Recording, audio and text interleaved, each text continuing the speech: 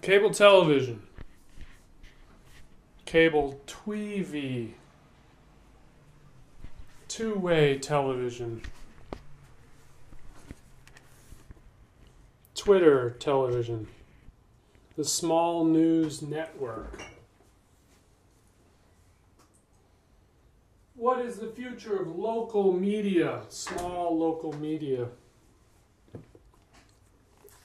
How do you get a television channel on a cable network that's all, say, short, between 1 and 30-second and 5-minute micro nuggets? And all these nuggets, at the bottom of them, they have the location and the cost for the recording. So they're all recordings from video booths in the neighborhood, within the geographic area that the cable station broadcasts to.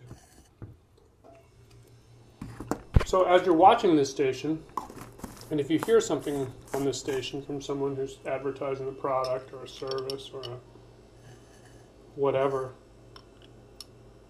then you can go to that location and you can record your own message as well, whatever that may be. Something you've learned, peace and love to the world, something you're selling, a business that you do, whatever. You say to yourself, my gosh, there's just not that much stuff. I mean, what do I have to say? What do you have to say?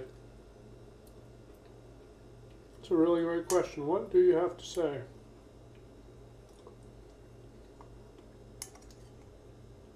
Put one of these at a rock club, local bands.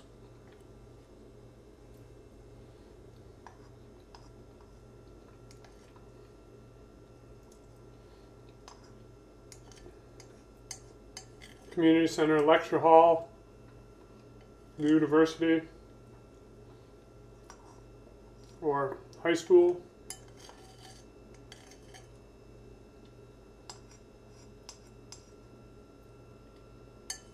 The idea is that people are going to watch 4 hours of television a day. How can you make some of that be people in their neighborhood?